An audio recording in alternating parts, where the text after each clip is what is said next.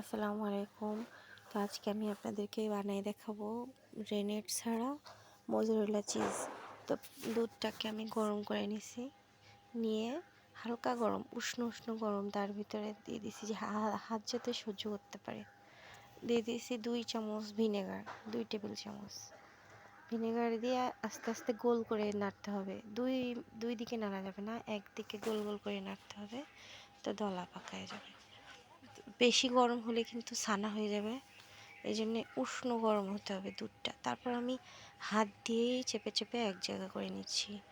একবারে ক্রিমি একটা টেক্সচার হচ্ছে, খুবই নরম থাকবে। তো এই পর্যায়ে যদি হাত দিয়ে এরকম করা হয়, আপনি দেখেই বুঝতে পারছেন যে কতটা গরম আমার হাতেই সচ্ছে। একবারে উষ্ণ উষ্ণ গরম, তা না হলে ছানা হয়ে যাবে, মোজারেলা চিজ হবে না। তো আমি চেপে চেপে একটু সেট করে নিচ্ছি।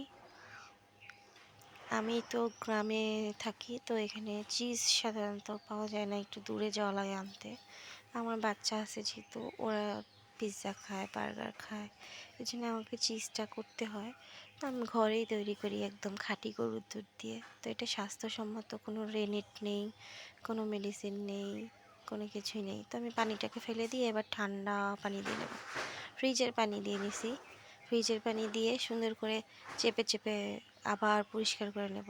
এভাবে ঠান্ডা পানি দিয়ে 2-3 বার আমি চেঞ্জ করে করে করে করে চেপে চেপে এভাবে ভিতর থেকে যে টক ভাবটা আছে ভিনেগারের, ওটা দূর করে নেব। আর যতই চাপবো ততই টক পানি বেরোবে, আর ভিতরে যে মানে শক্ত একটা লেয়ার ওইটা তৈরি হবে আর কি। চেপে চেপে আমি সেট করে নেব।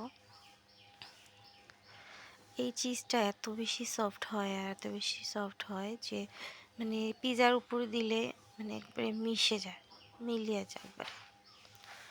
আমার আমি প্রথম থেকেই এটা ইউজ করি, আমি কখনো কিনে আনি না, কারণ কিনতে গেলেও কিন্তু অনেক দাম লাগে। তো দুধ দিয়ে বানায় নিলে কিন্তু অনেক সহজে বানায় নেওয়া যায়। ফ্রিজে রেখে সেট করে নিছি পলিথিনে করে রেখে, এবার একটু গ্রেটার দিয়ে গ্রেট করে আপনাদের দেখায় দেবো আসলে আমার চিজটা সুন্দর কিনা, মানে ভালো হয়েছে কিনা। তো একটুখানি গ্রেট করে নিচ্ছি, যেহেতু এখন কোনো কিছু বানাবো না তো বেশি নষ্ট করব না। অল্প একটু গ্রেট করে আগুন ধরায় দিছি হালকা তাপে। দেখেন কি সুন্দর বলে গেছে। তো আপনারাও আমার মতো বাসায় বানিয়ে নেবেন। এই যে স্টিকি একটা ভাবও আছে, এই যে দেখেন, এই যে চিজ। তো আপনারাও আমার মতো বাসায় বানায় বাচ্চাদেরকে স্বাস্থ্যসম্মত উপায় খাওয়াবেন। ভালো থাকবেন সবাই, আল্লাহ হাফেজ।